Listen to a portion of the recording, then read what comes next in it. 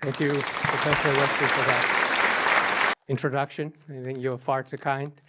But thank you for the invitation and the organization as well.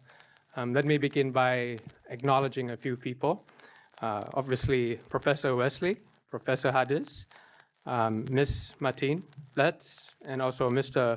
Macmillan, among other distinguished guests that's in the house with us tonight.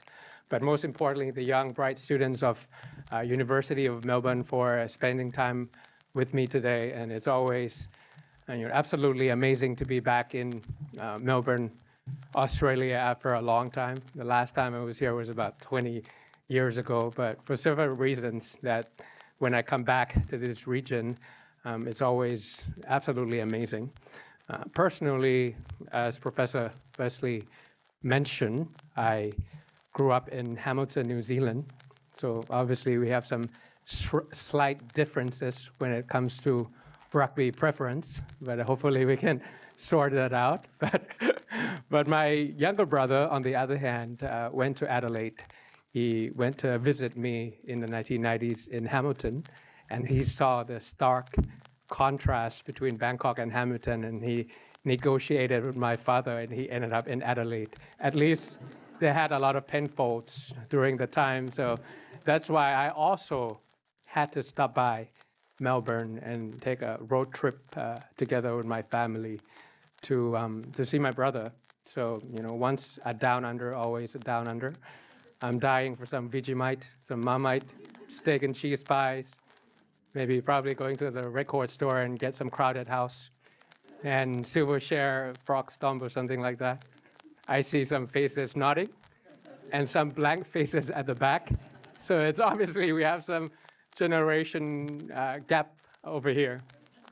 But professionally, to be, the leader or the former leader, still in the leadership of the largest political party in Thailand, to come back to Melbourne exactly, where the ASEAN-Australian summit just happened 4 months back. Yeah, I was listening very carefully to what your Prime Minister and what your Foreign Minister had to say. So it's really the right place professionally for a politician from Thailand to be here discussing the topic of today's discussion. But more importantly is punctuality-wise. I mean, after 20 years that I left this region and returned home and then spent some time in North America, I returned to Melbourne, Australia this year, the ultimate election year. 60 national elections in a year, where half of the world population is going to the polls.